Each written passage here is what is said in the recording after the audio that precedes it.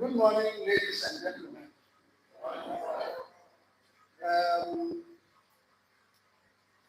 I feel highly honored to be in your midst this morning. When I was being introduced, if I didn't know me, I would have thought he was talking about somebody else. I was reminded the first time I took the court, I met a man.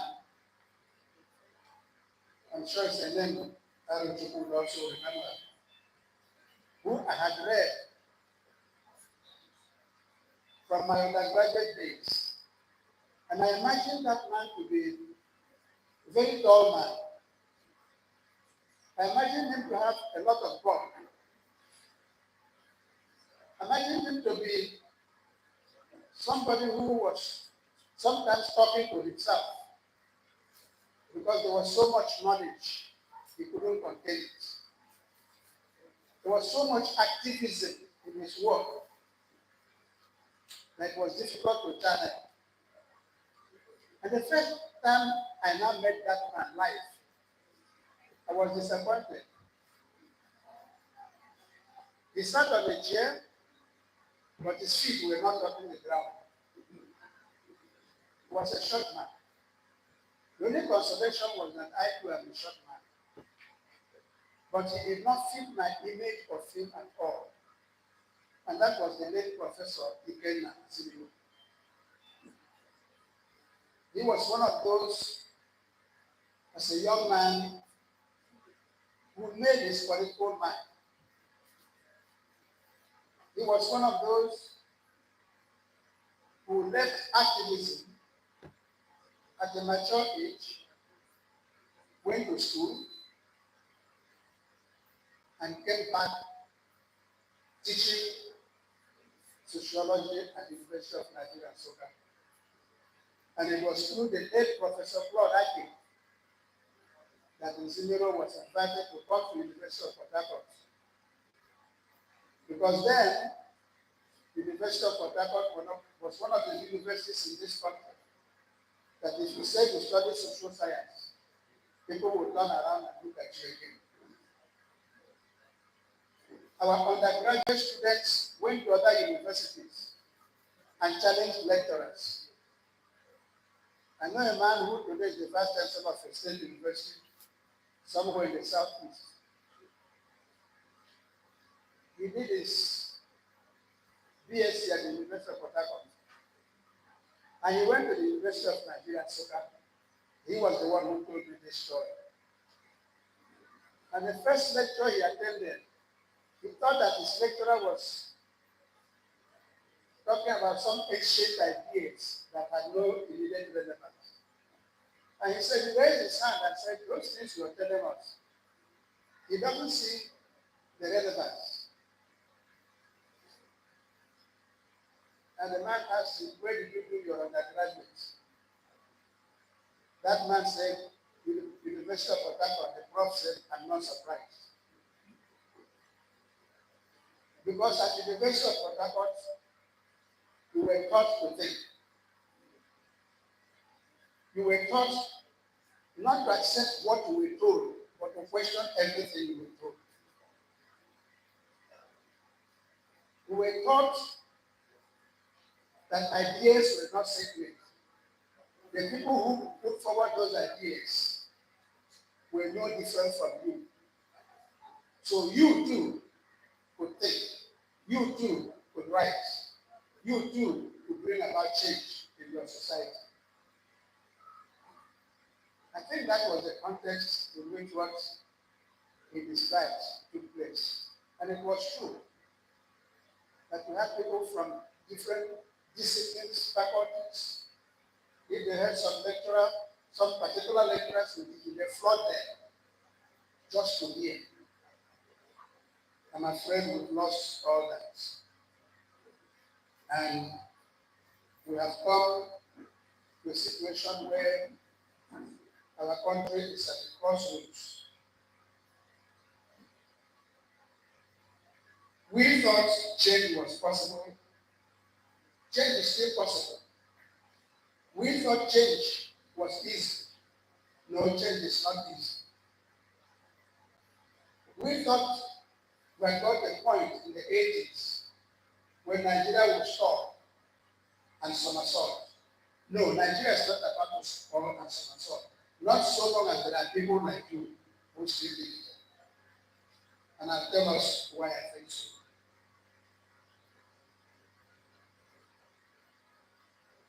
I started my life, working life, in an organization such as I think you have here. In an NGO, an international NGO. NGOs are part of what we call civil society.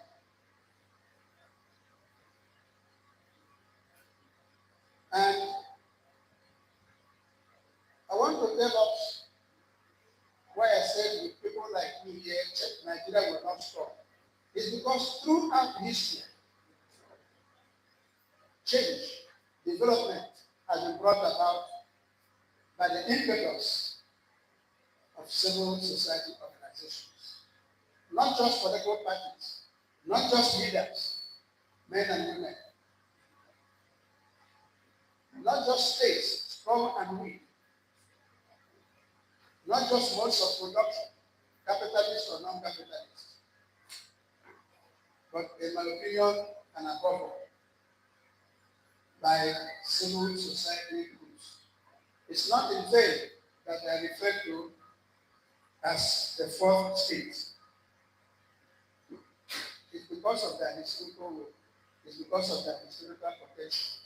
And I'm hoping that for my country, we can go back to tapping that potential and using it to make things work in the direction all of us wish they would work. If I'm to say a few words about the state of Nigeria today, I'm obliged to step back a few steps so that we see where we've come from, and hopefully that will help us to understand why we are here, the problems that we see, what are their roots. Because if you're going to solve a problem and you don't understand the nature of that problem, you'll be wasting a lot of effort and you may end up not succeeding. When you know what your problem is and you understand it, as they say, you are halfway to the solution to that problem. States, as we know it, as we know them in history, have been theorized. People have looked at it from two different ways. You know, when you hear theory, some of us think, oh, that thing is for school people. It's for academics. The truth of the matter is that all of us theorize in whatever you're doing. The farmer, the fisherman, the market woman, all of us theorize. We have an idea in our heads about what we are going to do. And in our heads, very quickly, we try to see what are the possibilities open to us. What are the obstacles that we must avoid? That's theorizing. It is when we know that we will now begin to take action. We begin to practicalize those ideas. Two major ideas or theories have been used to help us understand the state. One is to understand the state as a common union, as a tool in the service of all of us, working equally for every group, removing obstacles that would otherwise obstruct our efforts. That's one view, put very general. And that view goes on to say that in the formation of the state, all of us contributed historically one way or the other. That's why you hear people talk about the state being a social contract. a contract between those who rule and those who are ruled. A contract in which the conditions of rule, the responsibilities and the duties of citizenship are defined. And that is what is in all states encoded in our constitutions. Another view of the state, another theory of the state says, no, it is not true that all of us agreed on what the state was going to be. And it is not true that the state serves all of us equally. The real facts they would argue is that the state is an instrument for a particular group in any society. The state serves that particular group to its best. It appears also to serve other groups, but only so that those other groups will be quiet and allow the state to have stability. So on the one hand, the state works for all of us. On the other hand, no, it does not work for all of us. It works for certain people. And it only gives us what the ruling class, the dominant class, could not use. Or they make us concessions so that we will not disturb their peace. So whichever way you look at it, the state is an instrument. And it's an instrument that could be put to use either in the service of the people or in the service of a particular group. But whoever uses the state for whatever purpose always claims they are doing so in the interest of the people. Every state desires harmony. Every state desires stability. Every state will tell you that it exists in order to maintain law and order. And every state desires its sovereignty, its independence from other states. Even though the state desires stability and harmony, inevitably conflicts, discord, and instability arise. And those may arise either because those who are ruled are unhappy with the way they are ruled, or because those who are ruling are unhappy for some reason about what is happening, or one faction of them or one faction feels disadvantaged and disappointed. So there are various sources from which stability, instability, disharmony, and conflict can arise. On the one hand, this is something so highly desired by the state. On the other hand, it is also something that inevitably arises. And every state, at every point in its history, tries to manage that situation so that you have at the end not stability in the sense that the state is just there, it doesn't move anymore.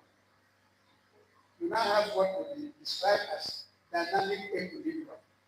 It's moving. It's adjusting to various promptings of conflict, disharmony, instability. And the way it does that is to make concessions, to identify those sources of instability and disharmony, and try to remove the conditions creating those. In doing so, it can no longer be static, it moves. Because everything in creation, everything in society obeys one of the major rules of nature, and that is movement. You cannot be still, you cannot stay in one place. You must be moving. You and I know it. The only time you stop moving, the physical body stops moving, is when the element inside us leaves that body.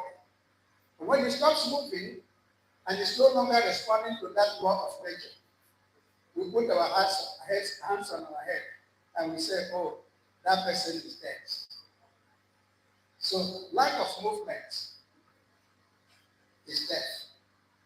Otherwise, life is movement. So we must understand the state from that context as something dynamic, something always moving, rolling along. The question is, as it is rolling along, Is it gathering moss, or is it a rolling stone that gathers more moss?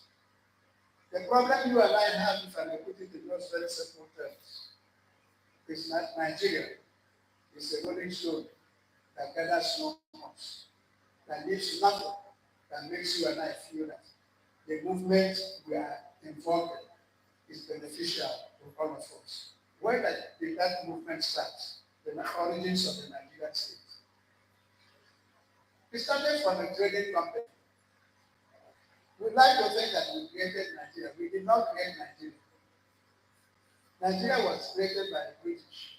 And the British came here following a trading company, the Royal Raja Company, which survives today as the as the US.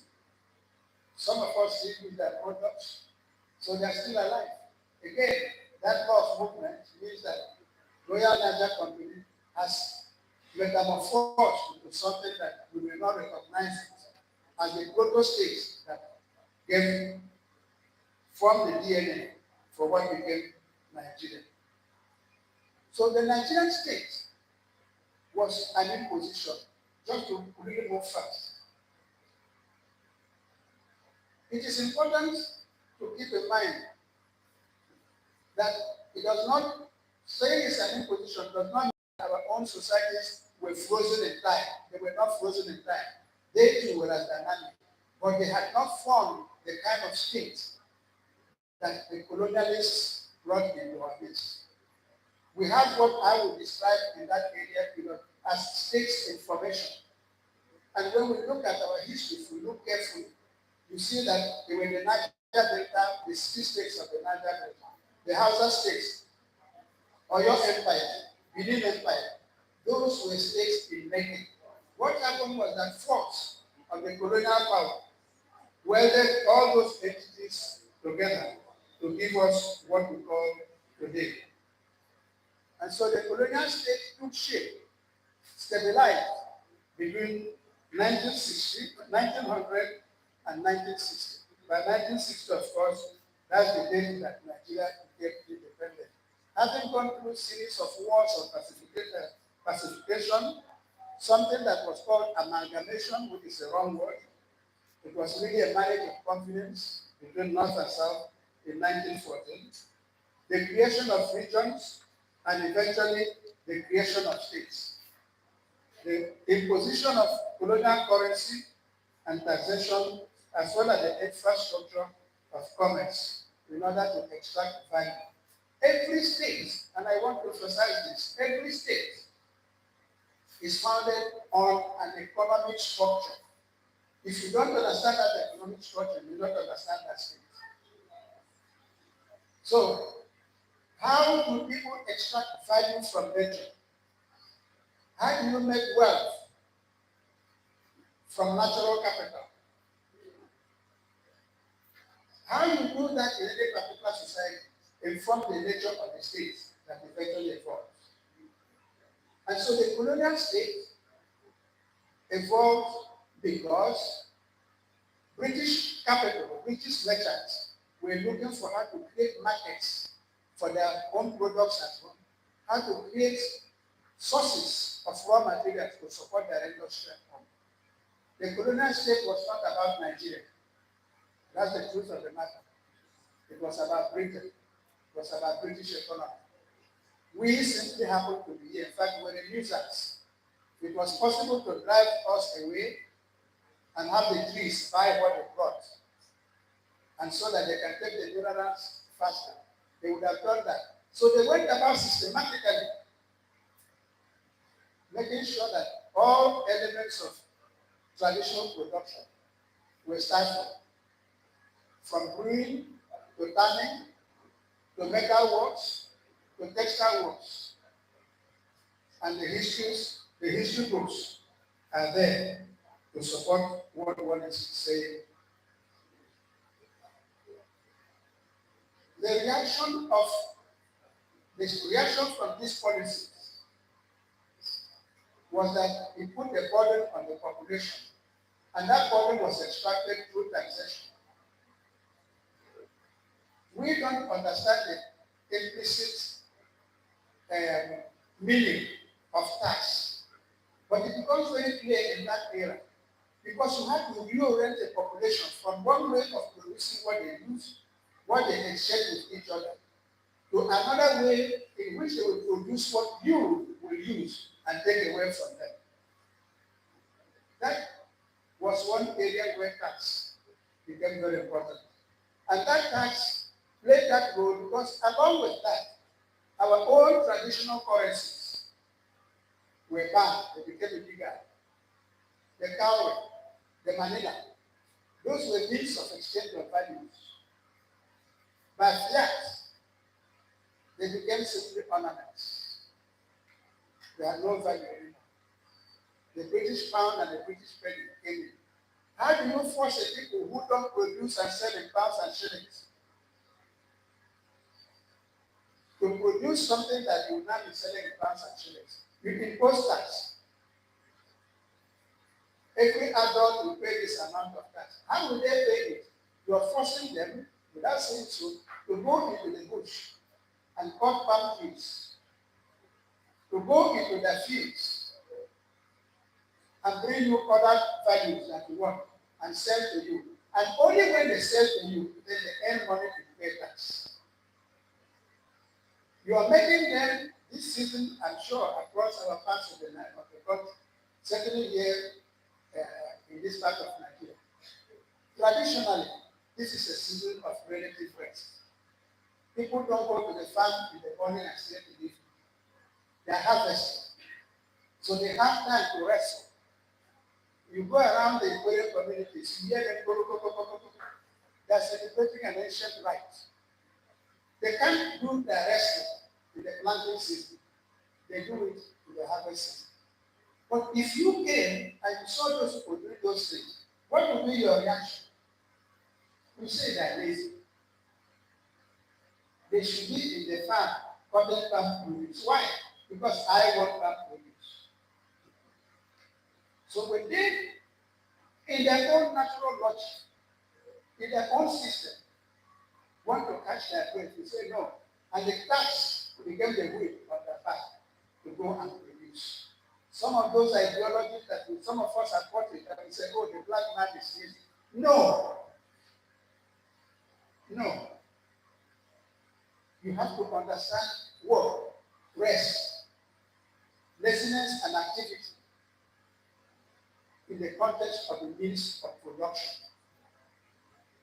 After the white man takes his leave, 1 month out of 12, he says, no work. He's going somewhere to eat the one he already accumulated. My point, ladies and gentlemen, is that the colonial state changed not just how we produce, what we produce, and how we produce it, but it also changed our way of thinking. And I hold the view very strongly that part of the problem we see in Nigeria today, in many African countries today, is that you have a population that is in the process of moving or being moved from one mode of production, one system of producing and exchanging goods, into another system of producing and exchanging goods. That is bound to bring instability. The values of the old world are no longer relevant. At the same time, we have not quite imbibed the values of the new world.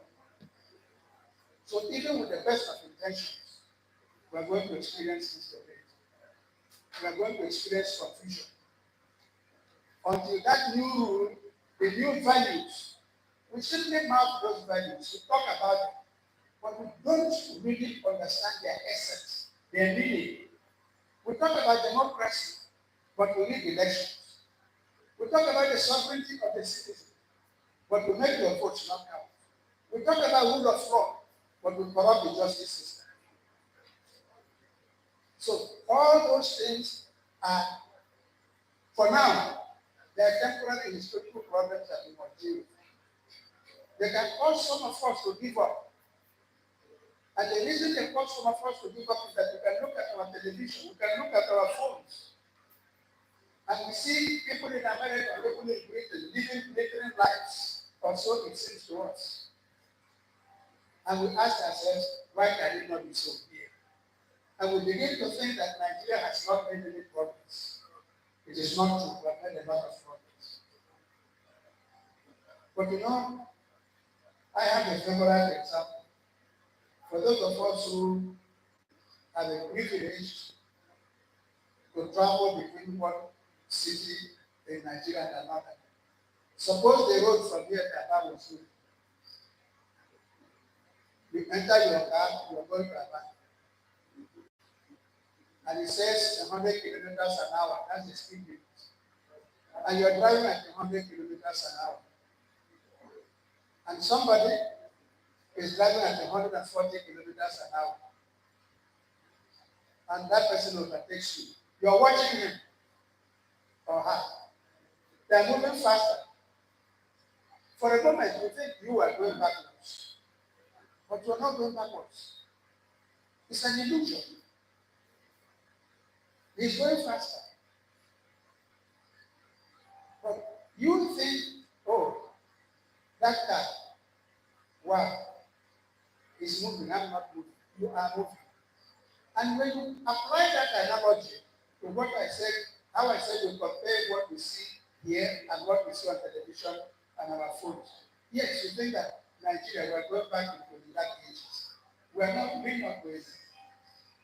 The difficulties we have here are not difficulties that Britain has not overcome. They are not difficulties that America did not experience or Germany did not experience. They experienced those difficulties because it's a historical fact. The difference is they've been at it longer than you and I have been at it. So instead of joining them to say, okay, I'm living here, I'm going there, you may be doing yourself a favor, but you're doing your society a disfavor. Because you're carrying your potential, you're carrying your knowledge, you're carrying your skills to go and give to somebody who already has. When I was in primary school, one of the popular sayings was, do not carry coal to Newcastle. Apparently, they have a lot of coal in Newcastle. They should have told us, do not carry coal to Enugu, because there's coal in Enugu.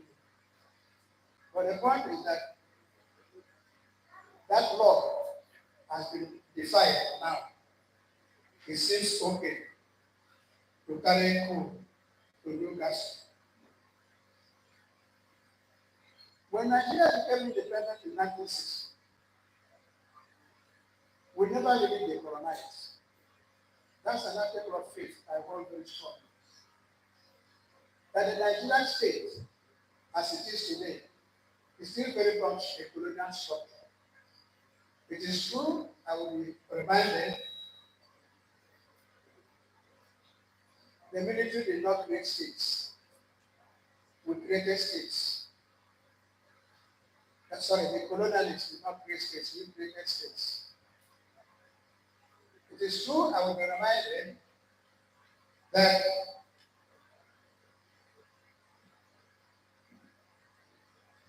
we now have our own men and women occupying all the levers of power in Nigeria. It is true. We no longer have white men in our civil service. It is true. But that is a false picture to paint. It's not the personnel, it is the structure. What that structure is meant to do, and even what that personnel is doing. I would submit that those who rule Nigeria have not abandoned the aims of the colonial people, namely to have Nigeria a producer of raw material and importer of finished goods. That's what we were doing in 1959 and 1960. That's what we are doing today. What's the difference? The nature of the raw material has changed.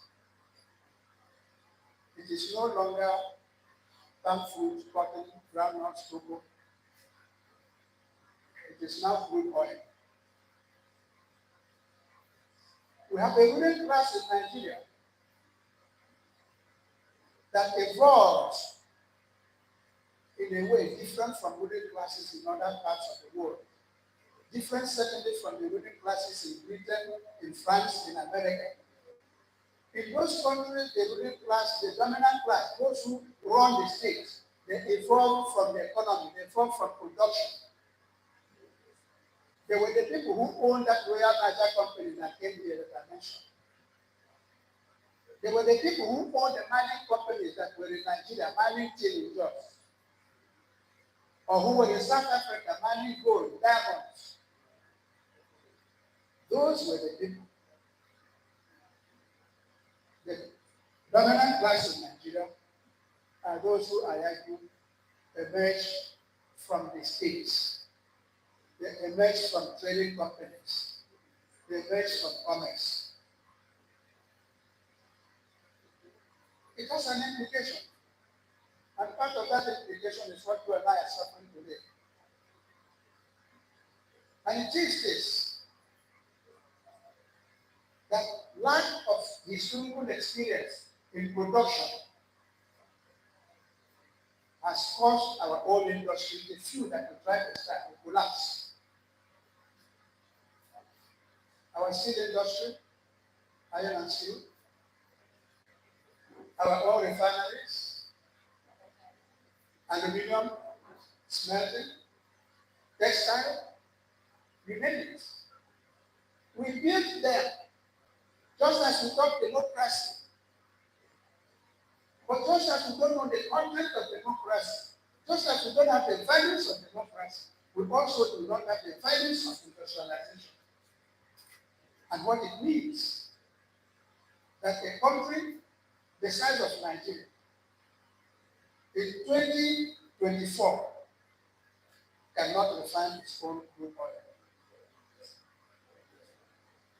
That is a serious indictment. So we're still doing what the colonialists should have liked. Market for their produce. We import, even if it was possible to import palm wine, we imported palm wine into this country. That's how bad it is. But that's also the source of our problems at the present time. Because that ruling class, given the way it evolved, remember we said earlier on that the states is either of two kinds. It's either that it serves the general population or it serves a particular faction of the dominant class. Unfortunately, the Nigerian state is so unstable that it does neither. It is stuck. And that instability is because of the nature of those who are running the state. That dominant class sees the state not as a tool for service, sees politics not as a route to service, but sees politics and the state as rules for accumulation, for gathering wealth, and for gathering power. If you accept that thesis, you begin to see why, even upon our creation of 36 states out of 3 regions, we are still not happy with where we are. Because we are not creating states to provide much needed space for the minority ethnic groups. We are creating states to use that the problem of the minorities was used as a subterfuge to create states. I would argue that states were created not to disperse power, but to concentrate power in Abuja. And as far as I can see, one of the lies that was told about the 1966 coup and the outcome was that Hiroshi wanted to divide Nigeria. When he couldn't do it through the coup led by people he stopped, interestingly, he decided to do it by the unification decree. Make it so tight that the regional autonomy that either existed would disappear. And for that reason, amongst others, he was killed. But notice that those who killed them never returned the regional autonomies. They never returned the state autonomies. So, the man died in vain. But most importantly, what they did was to cater to their own class needs. I said earlier on here that if we assume that radical view that the state only makes concessions to the citizens from time to time, that nation of states was a concession to bring in the dominant class of the minorities into this central power that was now created out of the federal system. We call Nigeria a federal state. It does not meet the definition of what political scientists will recognize as a federal state. Nigeria, for all intents and purposes, tilts in the direction of a unitary state. So, because it did not answer to the basic needs, it never removed that element of instability that came from there. Because the state is an instrument for accumulation, it means that it becomes the site of intense struggles. That struggle is not between the state and the managers of the state on the one hand and citizens on the other. The struggle is between different factions of that dominant class.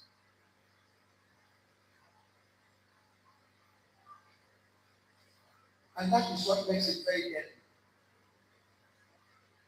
Because all of them, they are well armed, they are well healed, they've accumulated enough to cause problems. They've accumulated enough that if they wanted to, and they all have airplanes, you know them. Their airplanes are waiting at the airport. They can leave anything. They have no taproot in their country. The money that is stolen from our economy through corruption is not invested here. If it were invested here, unemployment would not be as high as it is today. The money goes into another economy. Again, giving code to Newcastle. We take the money there, and then our president, whether they be Obasanjo, Buhari, or Tinubu, or Jonathan, they dress very well, enter presidential jet, and go to Washington and ask for loan. Or go to Rome or Paris. It doesn't occur to us that something is matter. Something is the matter the way we proceed. And that is what has brought Nigeria to its knees. Well, one of the fastest growing populations in the world, but we are also one of the slowest growing economies in the world, if I thought it is growing. We have, as part of our population, one of the strongest youth elements in that population. But within the youth, no room to maneuver. We leave them no space to put down their feet. And what do? Those of them who can afford it, the Japan. Japan looks very nice. But if you follow that line, given that nothing has changed, certainly not the essence, the form may have changed, but the substance is the same. Japan really just becomes like the voluntary slave trade. What is slave trade? It took labor from here to North America and Europe. What does Japan do? Japan is labor now moving on its own happily to the same source. So as more and more leaves our shores to those other places, we appear the machete, start it is the conditions we have created, conditions which have arisen, as I argue, because of the nature of our dominant class, that has not used the state as an instrument of service, but as an instrument for accumulation. This is what has compounded our problem. And so we have a situation where industries are not working, social services have collapsed, corruption is holding every institution of the state hostage, and the political will to fight it is not there, because those who will fight it are also its beneficiaries. So they cannot fight it. The same thing they do with democracy, the same thing they do with rule of law, the same thing they do with justice. Use those strategies for subterfuge. That's what they've also done with fighting corruption. So we cannot, and we have not, fight corruption in any meaningful sense. And unless we wrestle it down, I'm afraid it will wrestle us down. It's already holding us on the ground. But the challenge is, can we rise? Is that a way forward? I think there's a way forward.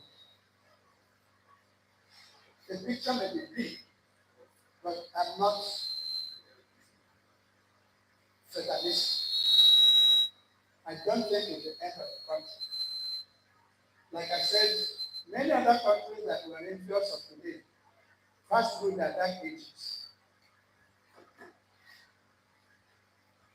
In fact, if you want to know, Americans have a particular date when they hold their election. They have a particular date when they inaugurate the new president. All those were reactions to the kind of problems that we have in this. They tried to hold their elections at a time when snatching of electoral boxes would be easier to check, because people were snatching electoral boxes. So we're not going to do anything new in history. The challenge is, do we have the will? Can we summon the will to overcome these challenges? I'm afraid that from what I have said, the dominant class, those are so-called leaders, they cannot be the solution to our problem because they are part of the problem. But it's not the farmer in the village, not the trader in the market who's going to solve that problem. Because they don't even have the consciousness. They don't even understand what's going on. Something is hitting them. They don't understand what it is that is hitting them. The greatest hope Nigeria has to solve its problems is its young people. That I believe, that I strongly believe. The youth.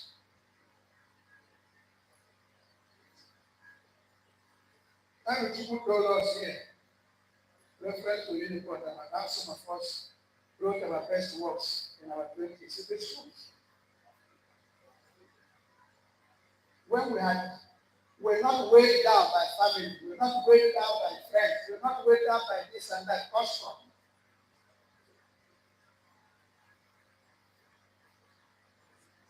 But more than that, there is something about youth that by nature, by creation, makes it suitable not just for the solution to our problems, but for the solution of the problems of all societies in the world. We hear the statement that the youth are the leaders of tomorrow. And we think it's a trite statement. And the youth themselves look around and they say, how can we be leaders of tomorrow? Who are we?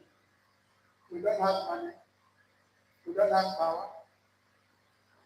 But they neglect the most important resource they have. Their minds. The youth is at a point in the development of every human being when that person thinks in an idealistic way, when that person worries about justice, when that person worries about poverty, When that person worries about hunger, peace, harmony, check using your own experience. And I can check using my own experience. And I can tell you that those years, they do something to a man or to a woman. It's not by mistake that even in mundane matters, such as getting married, falling in love, they happen mostly within that period of youth. And it is not by mistake for those of us who are so inclined to read the Bible. When humanity was admonished, remember the Lord in the days of thy youth. It's not by mistake. But we've never understood what it means to be young. That concept, youth. It's an opportunity that if we miss it, we need to regret certain things we should have done. And I can say that from personal example. There are things I look back and I said, gee, I wish I did it then. I was one of those, as an undergraduate student and as a graduate student, who, as Wodesha Ida would have said, if they had the opportunity, they would have gone to South Africa to fight apartheid. That memory came to my mind when some reference was made here to Soweto. Because we long for justice. We long to restore the pride of black man. And when we came back, it was that burning desire. There must be something we can do to change this place. But when you look at Nigeria today, and you look at some of our youths, you despair. Because they don't have that youthful idealism. It's not there. Those of them politically active, unfortunately, are struggling for for space at the table of corruption. They're not struggling to make a difference. Youth want to be represented in parliament. Youth want to be given particular positions. It is so that those people who are advocating for the youth will be the ones who are appointed. That's my cynical view anyway. But that doesn't mean that our work is lost. What you have here, and it brings me back to where I started, which means I must be coming to a close. What you have here is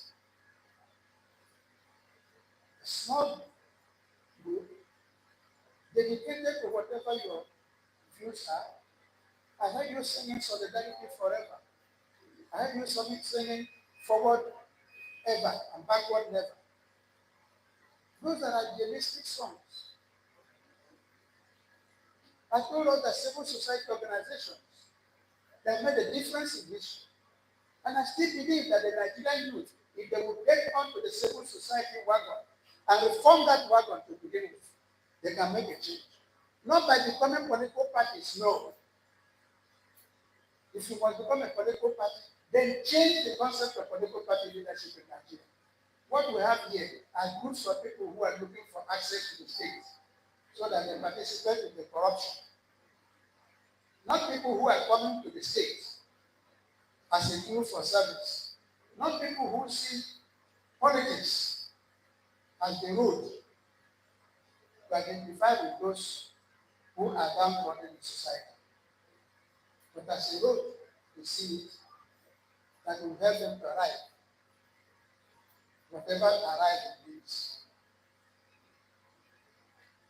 It is civil society groups in all countries, and they still exist in America, and they still exist in Britain, and they still exist in Europe. They are the ones who speak truth to power. They are the ones who force changes in legislation. Sometimes they last a long time. Sometimes they rise and fail. But as a phenomenon in history, their contribution my opinion, has been great. And that's where I see the hope for my country. That's where I think that people like you, gathered in the groups that you are in, it may look to you irrelevant. But no, you have a big goal ahead of you. You have a historical path to take. You are not alone. If you go out there and begin to do things the way you think they should be done, don't start with the good problems. Start with the small ones. Don't even start with your group. Start with yourself. Ask yourself, am I doing the right thing? Do I criticize Tinubu in the afternoon and at night, and I go and act like Tinubu? And that's the problem, in my opinion, the biggest problem in Nigeria. That all of us, or should I say most of us, have the same attitude, the same values as those who criticize. How many of us are conscious to each other just on the road? How many? How many of us will stop to show sympathy to a friend? Because we think sympathy is only shown by giving money.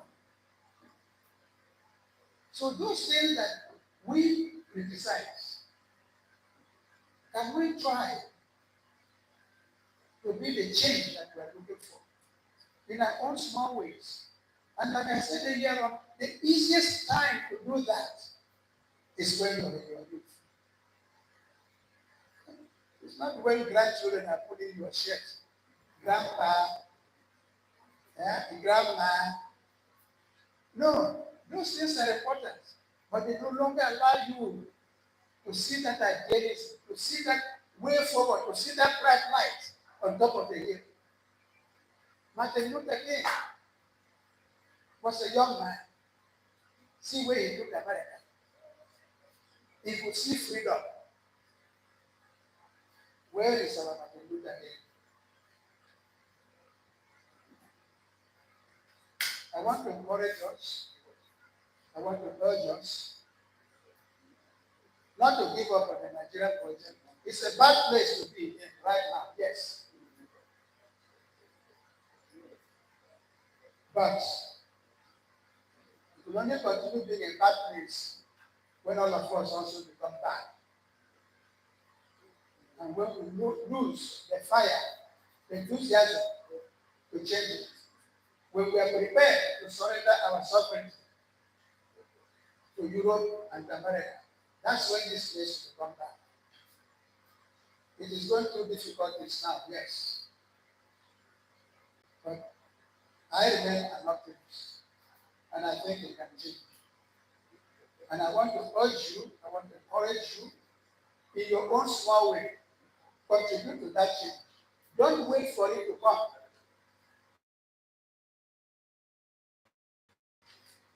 Meet it and work with it. That thing they call useful exuberance, let's put it to good use. The useful exuberance is the soul in you, it's the spirit in you alive, asking you to step out. As a child, as a teenager, you don't understand the world. But all of a sudden, things begin to make sense to you.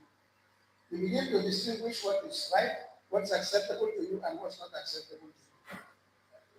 The danger is in letting those moments die. And groups such as you have here can help each of us, each of you, to keep it alive and to use it for your own betterment and above all, for the betterment of our country. I want to thank you very much for giving me your time, your attention.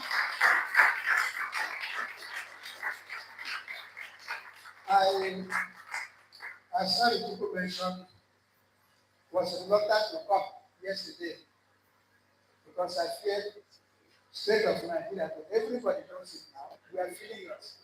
What am I going to tell you? If I have not told you anything new, please excuse me. I can say that it's because I was told this. If I told you anything that is new, no, it is not new. It has always been new. It's just that I had the opportunity to share ideas with you and maybe awaken it. Thank you all very much.